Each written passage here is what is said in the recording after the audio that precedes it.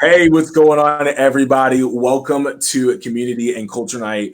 Seriously, we are so excited that you decided to join us. We are so excited for the two incredible guests we have hanging out with us today. We're just going to wait just about another minute or so. I know we are just a couple minutes behind, having some technical difficulties, but excited to get things going. So I'll give you guys just a minute or two just to get ready, and we'll get going from there. Thanks, guys, for joining us.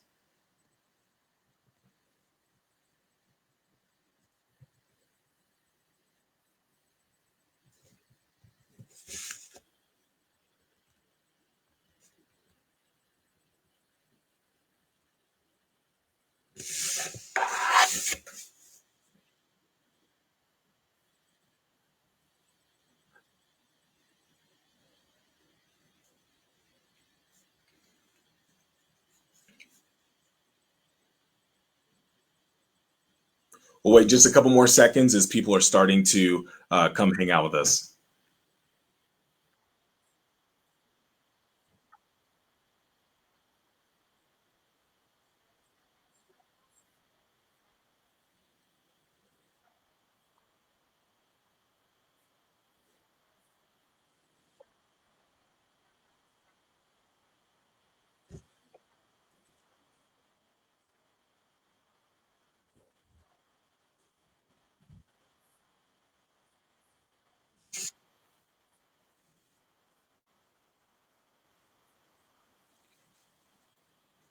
Awesome. Well, hey guys, we're going to go ahead and get started.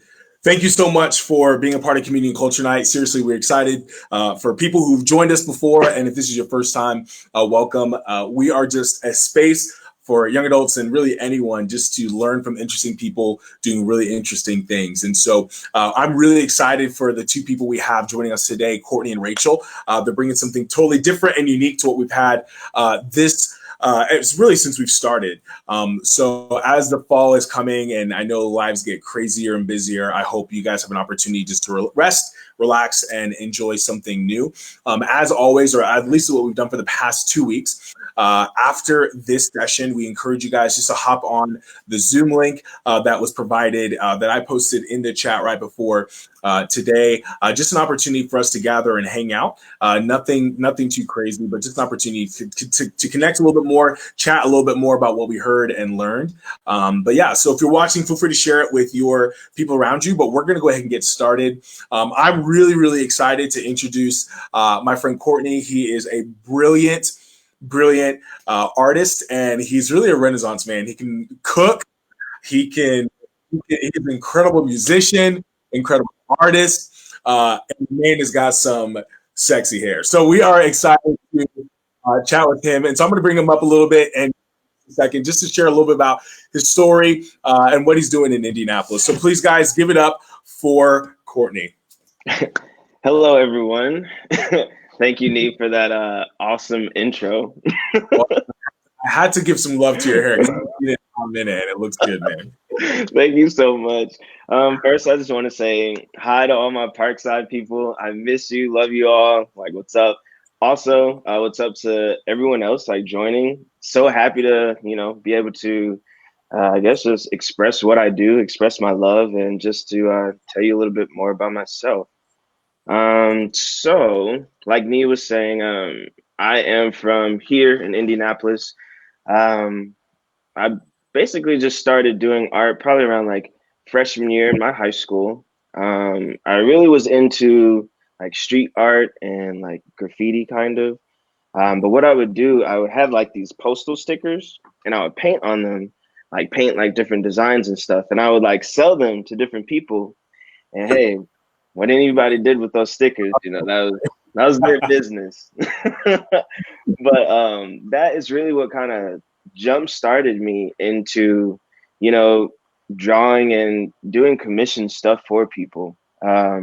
After that, progressing through high school, I got more and more lame, so I like watched anime more and like manga and stuff. So I mean, I'm not, hey, I'm not saying, hey, hey. you, So but I really like grew a huge love for just like the Japanese culture and just everything that it embodies. And Right. so I loved it so much that it started really influencing my art, and just influencing every way I don't know, I guess, create. Yeah. Um, so now I guess like fast forward to now, I've been doing freelance artwork for about the last 3 years or so. Also, yeah, it's just Yeah. So busy. I kind of want to ask.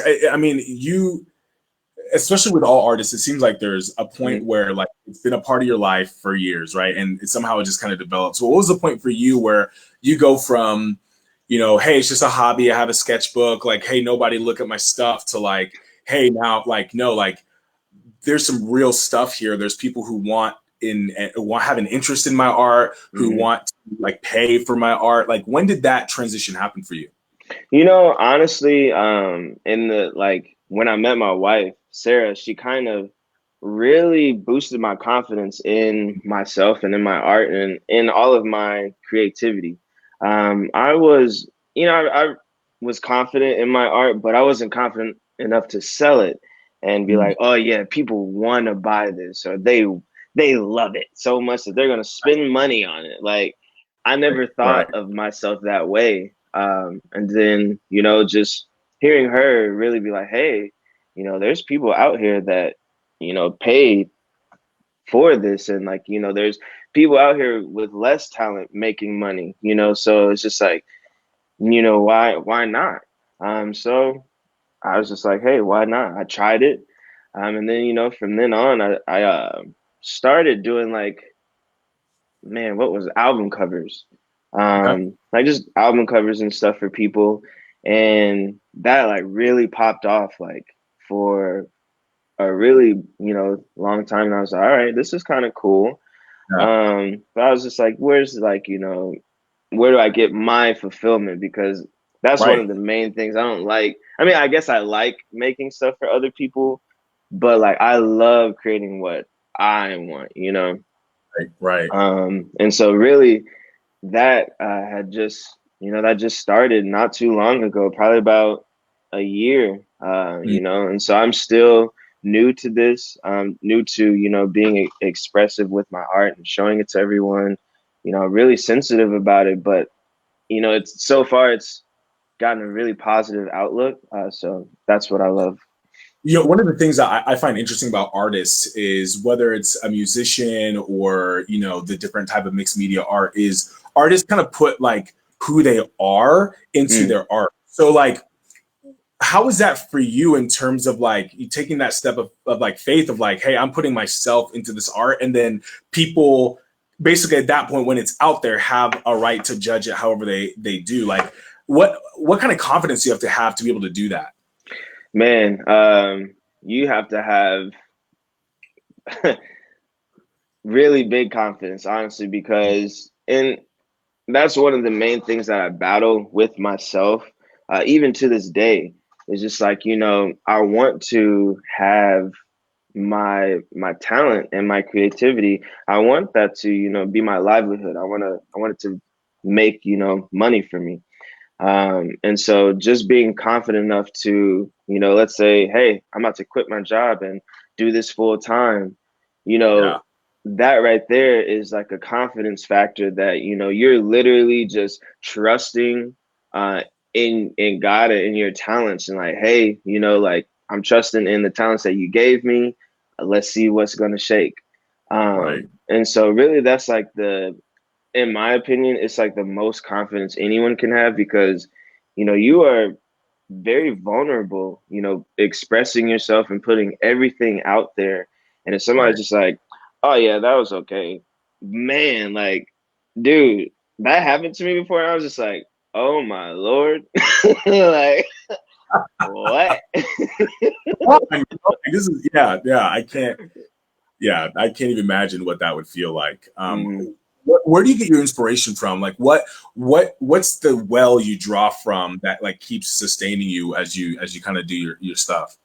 Man, really the main thing that I see is I'm a very visual person. So if I see something that I think looks super cool, I'm gonna like draw it and I'm going to put my own spin on it.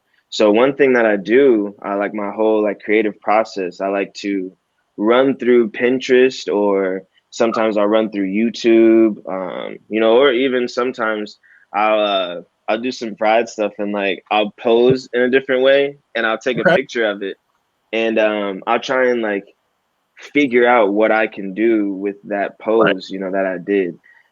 So my creative process is pretty out there, but other than that, it's I just get inspiration from anyone and everyone. So Sure. So anything. for you, what's the next? I know you're living in the current, and you know people aren't privy to the conversations we have prior to this, but you're saying Mhm. how I mean, you're now getting booked all the way through. I mean, like through next year, right? Yeah, So for you, like, what's the next step? Like, where do you imagine if you were to dream with us? Like, what's the next step for you as you like, hey, this is where I want to be with my art in 5, 10 years. man. Where I want to be is literally, I want to be able to quit. I guess not quit, but uh, step away from my position, and I wanted to, you know, sustain our livelihood, and I don't want it to take away from me being comfortable. You know, my wife and I, we like to travel, we like to go places, we like to eat, and so Yeah.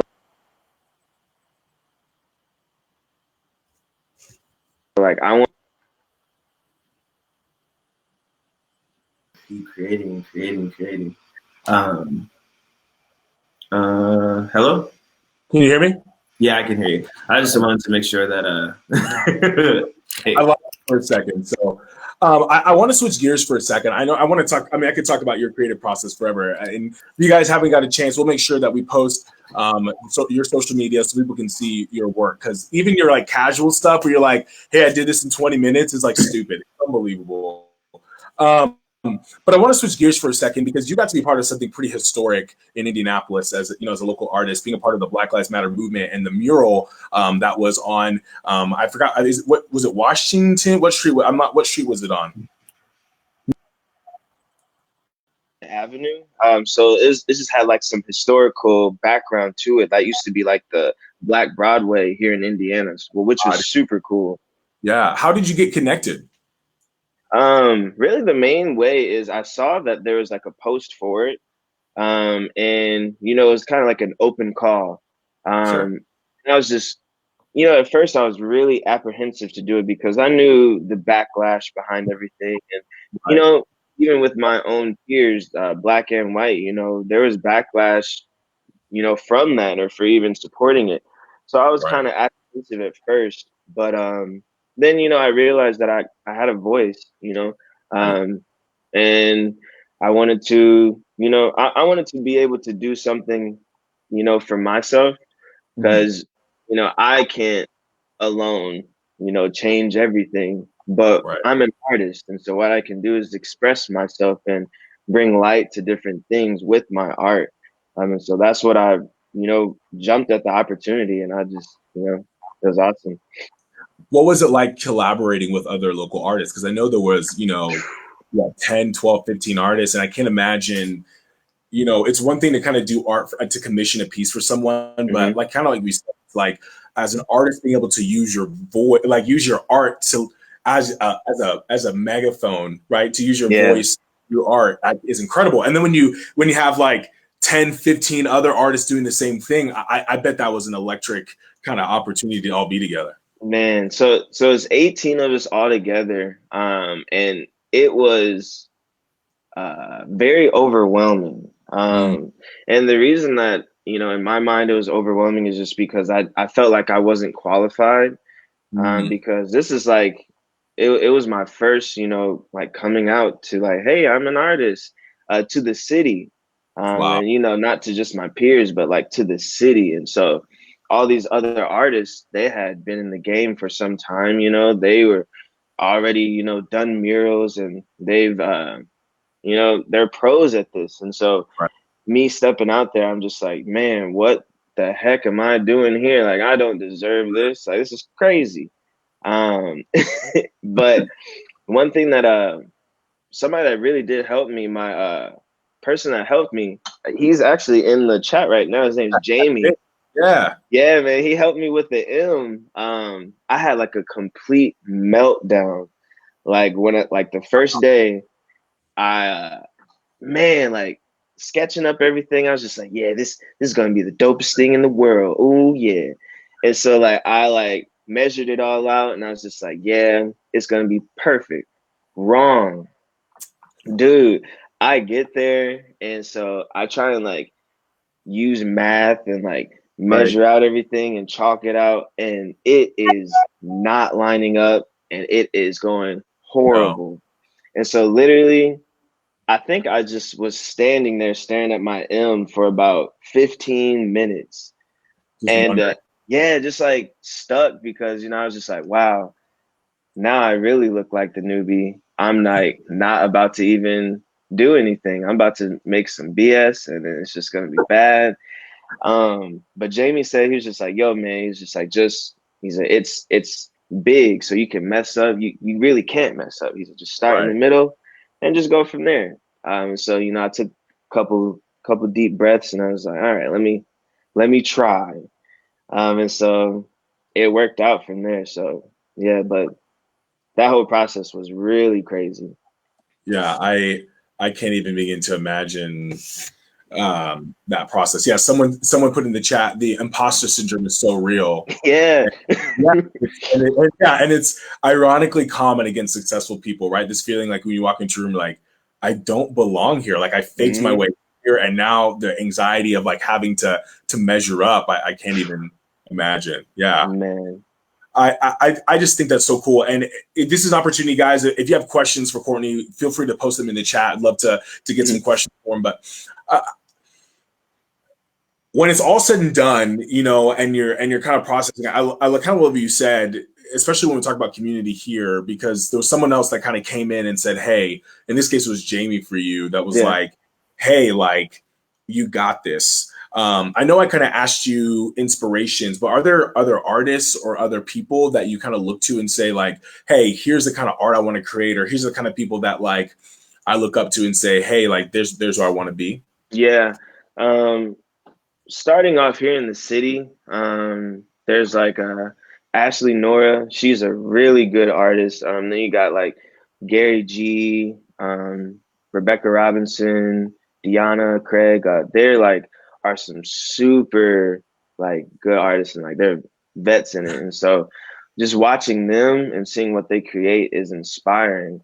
And then an artist that I personally love is his name is Joshua Mays. Okay. He does like some really, really beautiful Afrofuturism. I think that's what it's called. Yeah, Afrofuturism. And his style is really crazy. And it's what I try and embody in a way, but I try and like put like street art with it a little bit. So okay. Someone asked, Courtney, outside of drawing or painting, what are some of your other ways you like to express your creativity? Oh man. Well, so one of the main ways that I really love to express myself is my music. I'm first and foremost a music producer.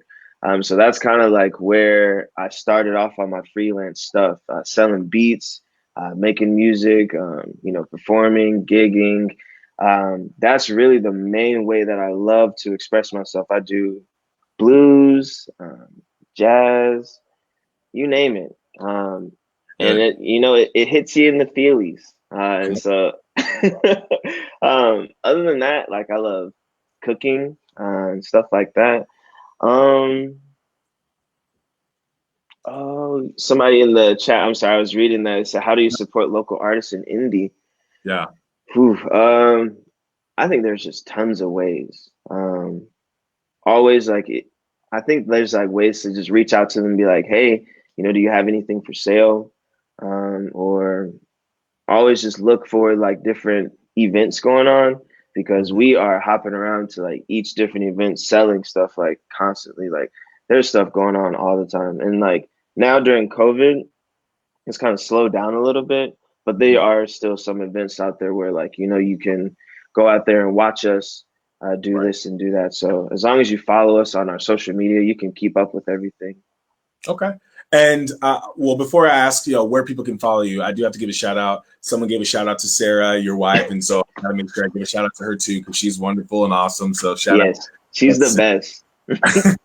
So you said watch where people to where people are like following people on social media. How can people stay connected with you? What's the best way to get a hold of you? Buy things from you, support you, wherever. Yeah, best way to get a hold of me is either through Facebook or Instagram. You can contact me, Wavy Blayne. That's my page. It's WAVY BLAYNE. And so there you'll see all the things I post for sale. You'll see some beats I make. You'll see my everyday life. You can just see, I'm a cool, fun guy. And that's really the main way to keep up on everything that I'm doing and what I've got planned as well. So. Awesome. And then last question before we got to wrap up. We always ask this question of everyone. Obviously we started this as an opportunity for people just to connect. And I know community is important to you and friendships are important to you. So what does community mean to you and what does it look like for you? I really think community is just making sure that you have people holding you accountable. Because, if you're just running through life by yourself, you just running amok, making everything messy. But when you have somebody holding you accountable and, checking you and doing life together, I just think that's like the main base of community. And somebody you can be transparent with, Yeah. Yeah. Dude, I absolutely love that, man. Anything else that you want to say, add before we hop off? Yeah, guys. So next week on the 23rd, at the Indianapolis Art Center, I'm actually going to be in me along with the other 18 artists. We're having a show in the museum. So yeah, come out. We're going to have a nice little exhibit. You can see some pieces. They'll be for sale as well. And so, yeah. Awesome. Hey, Courtney, man, thanks so much for being a part of this. We appreciate your insight. Guys, make sure you follow him, support him any way you can. And thanks so much, my friend. Appreciate you, brother. Thanks so much. Love you guys. Later. Awesome. Well, hey, I hope you guys got something great from Courtney, learned something new.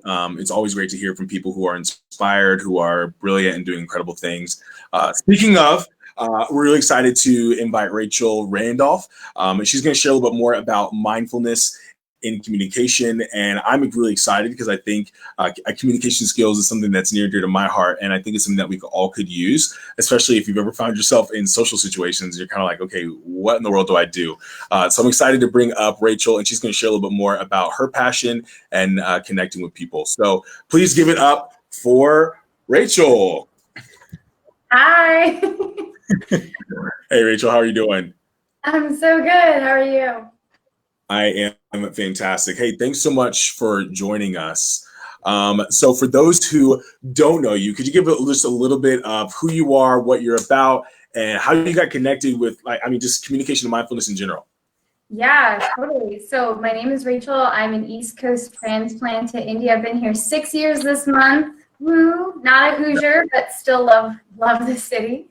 Never want to call my And I got into communication skills, obviously, from probably being terrible at it and having pretty bad role models growing up. And I, just through personal development, there's so many resources, and I was getting kind of like bogged down in reading articles and watching YouTube videos and learning how to make friends from like a computer screen. And I really wanted to talk to someone about how to talk to someone. And I was coming up short. So I started a meetup called Connect Ed in 2015. That was basically Connect Education. I want to learn how to do this too. I experienced terrible social anxiety, people pleasing, imposter syndrome, not feeling worthy, shyness in the room. And I was like, what the fuck? I want to talk to people about this. Yeah. And so I started that, and it grew really fast. It's 530-ish members in 2.5-ish years. Wow. And we talk about everything from social anxiety to, and like all that it encompasses, to break down words like authenticity and empathy and connection. Like, what the heck are those things anyways? Because as they're elusive and too hard to grasp, it's hard to implement them into our conversation skills. And, you know, as situations come up that they're really needed to be compassionate and empathetic and vulnerable, or everything rushes the floodgates when we're in an interaction of like, okay, now's my time to shine and say the exact right thing at the right time, and then we maybe just come up short, and then there's the internal dialogue that goes nuts.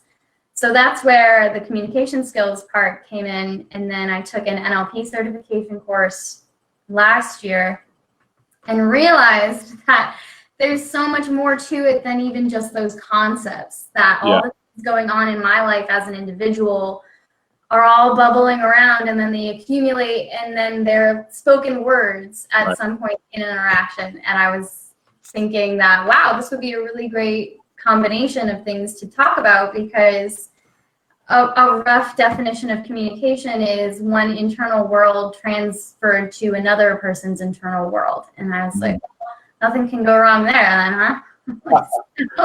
So I thought it would be a good idea to combine them, and I started my company SPEC out of that, which is introspective communication. And SPEC is the root word to see or to look. So I was like, okay, you look inward and then you figure out how to say outward, but not the way around. Well, and there's like 500 directions we can go with this, and we'll end our way back to mindfulness, because I think that's a really important part of this. Yeah. Especially when you talk about the introspective side of things. But you touch on like authenticity, and I think that it can be just, I know I always am constantly struggling with this battle of like, what does it mean for like me to be authentic, right? Especially when you're building relationships with people, or even when you're dating, right? Because it's like this inherent inauthentic thing where you're trying to put the best version of yourself out there. So I guess this kind of connects to mindfulness. How does mindfulness play into authenticity and being able to look inside yourself to be able to communicate in a way that like projects who you truly are and not just who you want people to be? Sure. Well, authenticity, where I end up breaking it down and landing a lot, is all the obstacles in the way of actually being authentic. So social media, what your parents thought you should be, what you think you should be. I come at it from the angle of, well, there's a lot going up against me. So if I start filtering those things out and identifying them through mindfulness introspection, then whatever's left over is actually me. And then I don't really have to think about it too much after that.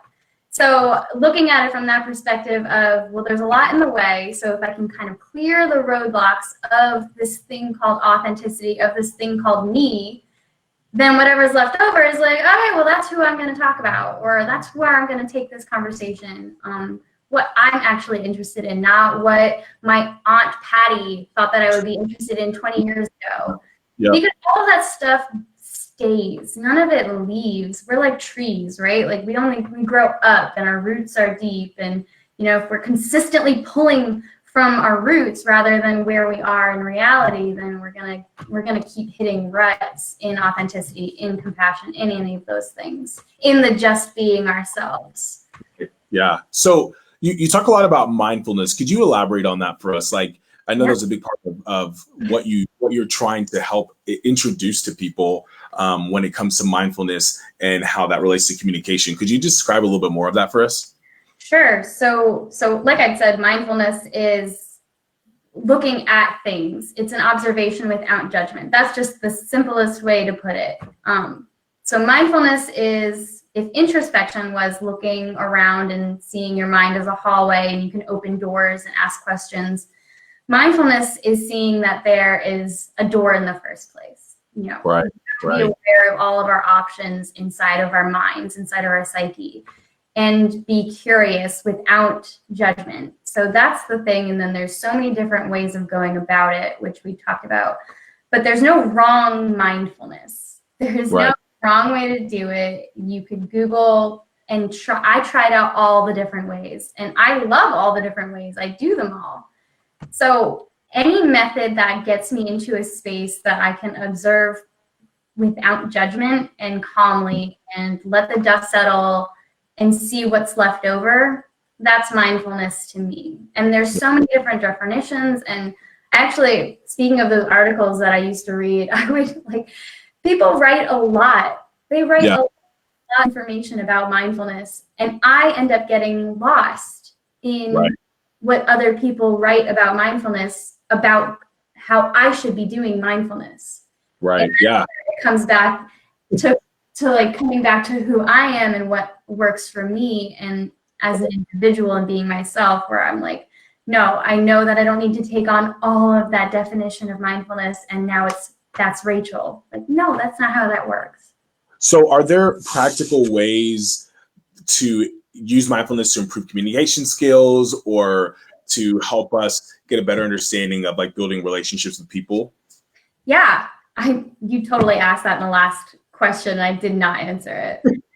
No, this is all so fascinating, because I think so often we think that connecting with people, I don't know. I feel like there's a lot more that goes to connecting with people than we think. And so what happens is, this is something I'm passionate about, because what happens is, especially for a lot of people who are kind of transplants like ourselves, we're taught that we all know how to build relationships with people. But a lot of it was in college setting, which we think we're in control, but we're really not full adults yet. Mm-hmm. And so you're in a place where you're literally surrounded with thousands of people typically, right? And then you get into a city where you're by yourself, and then all of a sudden you're like, I actually don't know how to do this at all. And so I think this is so incredibly helpful.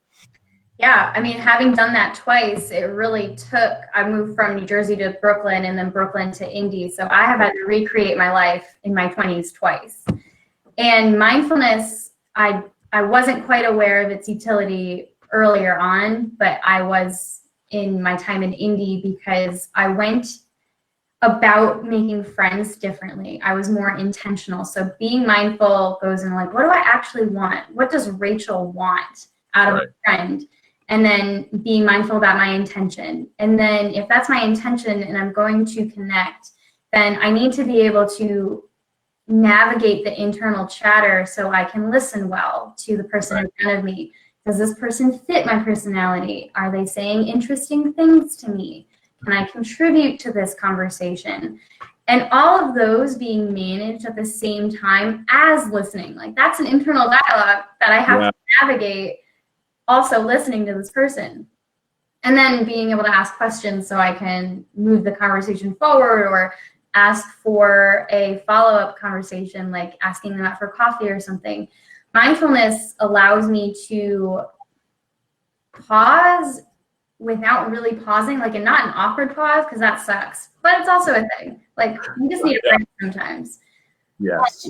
But giving myself a pause, evaluating what's going on, and having the practice of the dust settling so I can talk out of intention and authenticity and calm, rather than everything rushing the floodgates, like I'd said before, with ideas, and I want to say this, and I interrupt, and I want to make a good impression, and there's a lot weighing on this. All that interrupts the authentic conversation. And I think what happens is, because I know I've experienced this, where I'm so focused on what people are thinking of me as the interaction is happening, and I'm thinking about what people are thinking of me, and then I'm thinking about how I look, and and that's the Enneagram 3 in me, right? So but what ends up happening is I'm not actually really even listening, right? I'm just kind of waiting until they're done talking so I can talk, right? To prove something to somebody else, to make them seem okay, I belong in this space, or, I'm worthy enough to talk to you. And I love that you said that mindfulness gives you time to pause. And if you actually listen to what people say, you don't just start talking out of a sense of I just have to fill space, but you're actually talking out of an authentic engagement, something that's meaningful to bring to the table. Or maybe it's not even about you at all, right? You're just communicating and learning more about their story, right? Being a journalist in search of a story. Yeah, that definitely comes up with listening, because a lot of us want to, especially in this time, and especially a certain demographic, want to fix things immediately after hearing a problem. And mindfulness helps that in allowing the pause, but then also really listening and saying, this has nothing to do with me. This person is just talking. Right. And when your chatter is down and you're just present and listening, then you actually can fix and heal and help aid, because letting somebody air stuff out is the service, is the connection happening. It's like you don't have to look for it. You're like in it. You're in it. You're swimming in it. It's amazing. We're all capable of this beautiful thing under the grand arc of being a human. And all of our brains are kind of firing this way simultaneously, which is also something wonderful about mindfulness, is that you like get to identify and observe yourself, firing off neurotransmitters so fast, and then a level of empathy of like, wow, that person in front of me must be tiring. Like, I'm tired, so you must be tired. And so then like there's this level of playfulness and universal compassion that comes to these things, that we're born with it. We don't have to search for connection. I want to switch gears, and this is an opportunity, guys. If you're listening and you have any questions for Rachel, please go ahead and put them in the chat. But I want to switch gears. Was there a moment for you, as questions are people are be able to ask questions now? Was there a moment for you? You said you've transitioned from New Jersey to Brooklyn to Indy. Was there a catalyst moment for you? Maybe you're in a space, or there's a specific event or something that you look back and go, this is what started it all. Like, this was the moment where I was like, okay, something's got to change. For my real estate job, I had to go to a lot of cocktail parties, 2 a month for 4.5, 5 years. Wow. Cocktail parties.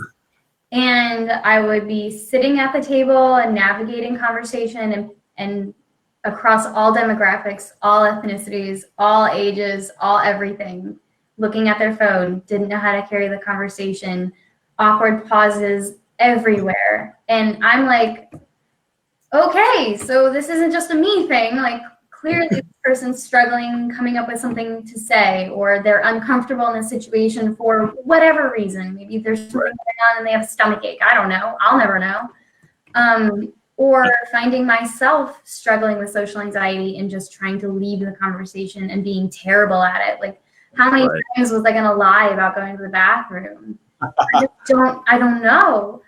And so I started realizing that I had a similar problem, and I was observing a similar problem. And then when I started the meetup, that's where I was like, I want to talk about this.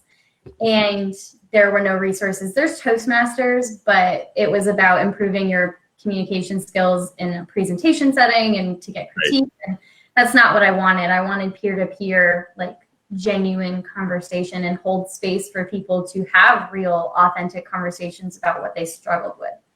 So it would definitely be at those cocktail parties when I saw that social anxiety takes no prisoners. It just knows no demographic. So I want to know a little bit more. What was that moment like for you? So in terms of you, like you decided to do something, right? Like, you started different, meetup, and then, an organization out of basically nothing. So like, what was that process like for you? How did you go from me, myself, and I to now over 500 members of being a part of this? I don't want to say it was hard. I want to say it was really organic and natural, and everything has happened thus far the way that it's supposed to be. And, as members started coming into the meetup, I would get like a jolt of excitement that I wasn't alone, that someone did want to explore what communication and conversation actually is, rather than all of the hounding and the how-tos and the this and that's about it. It was like, what are we actually talking about here? And so it's like every single step has been a celebration, because I'm not alone. And there is a sense of solitude, something like that, by, when I moved by myself and I don't have any family here, I was like, I'm alone. I've got to figure this out. And I was pushing and pushing and pushing and forcing connection. And that's where I was like, this isn't how it is. Like I was telling you before, I was people pleasing just to make sure that I was part of something and I belonged rather than being any of the things that actually make genuine connection and relationships. Right. So every member that joined the meetup was a celebration, and it started out really small. Sometimes only one person came and we talked for an hour, and now they're actually virtual and up to 10 people or 12 people come, and I'll put a topic up and we just share our own perspectives. Yeah. It's not the Rachel show. I am not the expert of communication, nor do I want to be, because if it's the internal world translated to another internal world, how could I ever tell somebody, this is how you're going to be a great communicator? No way. Yeah. You figure out your barriers. I can help you figure out your barriers and break them down, what they're actually made of. But you have all your own tools, and we are fundamentally capable of connection and empathy and vulnerability and all the things, all the E's. All of these. All the E's. We got all the E's. That Brene Brown uses. I love it. So what is so a couple questions coming in the chat. What is a certified NLP practitioner? So neuro-linguistic programming is a body of psychology started in the 70s by Richard Bandler and John Grinder. And it was looking at therapists and seeing what difference made the difference with their clients. Why were some people going to therapy for years and some people going for a couple sessions, and they were able to understand their problem and get in front of it and dissolve it, really. And so it's a body of psychology that studies the programming that we have from the time of birth throughout our entire lives that is largely subconscious, and it brings it to the conscious so we can understand how it moves through our language, linguistics.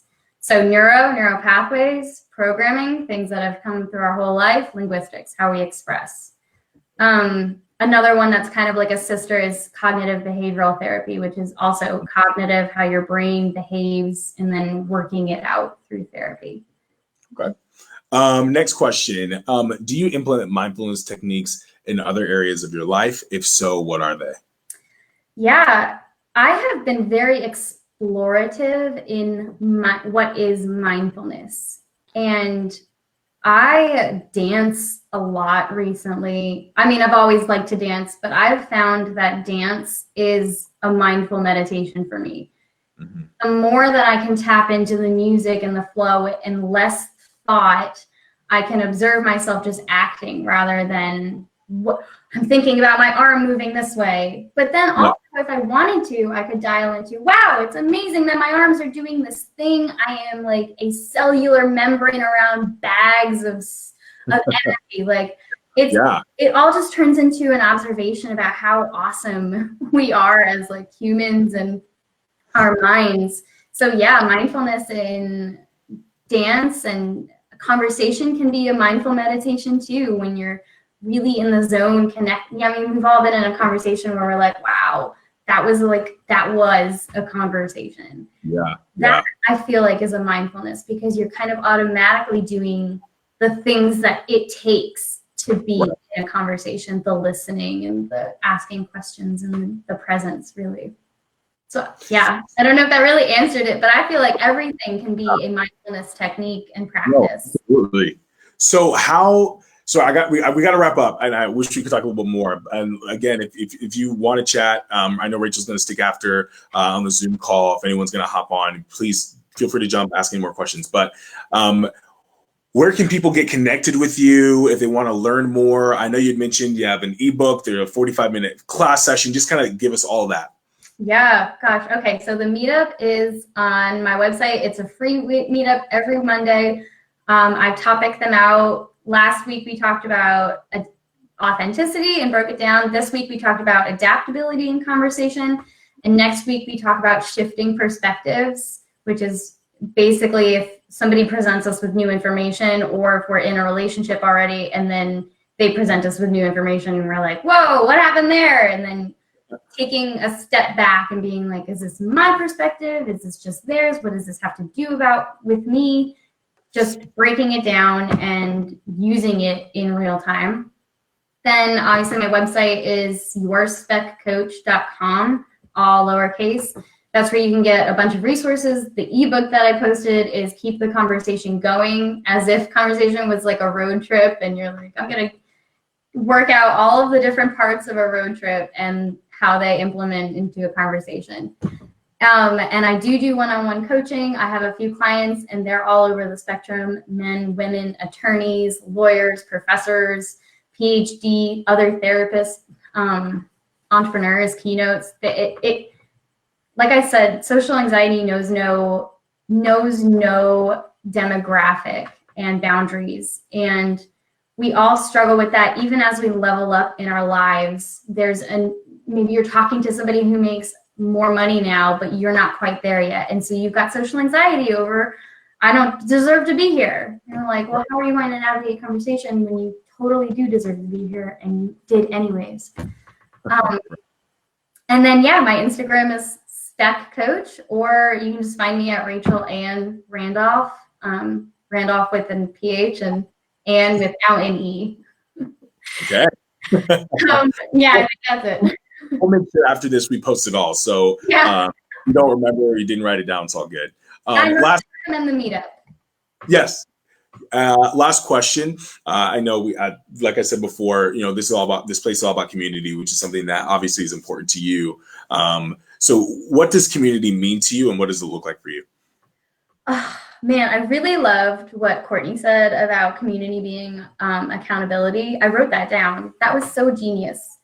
But community to me means all of this. Like it's all interconnected. Community, any of your core values are what makes up the community anyways. And what you give out, you get back. And what you get back, you give out. Your input equals your output. And it really means paying attention to your input and output and dialing into if that's good, if it's not good. Are you happy with where you're at? Do you want to improve it? How do you want to improve the world? Do you want to improve the world? We'll all do what we want to do when it's important to us, as it's important to us. Right. And so community really, I think paying attention to your input and output, because it affects everybody. It affects you and it affects everybody because it affects you. Awesome. Well, hey, Rachel, thanks so much. This was a masterclass in learning how to communicate better, to build better, authentic relationships. So thank you so much for being a part of community. I'm so happy. All right. Take care. You too.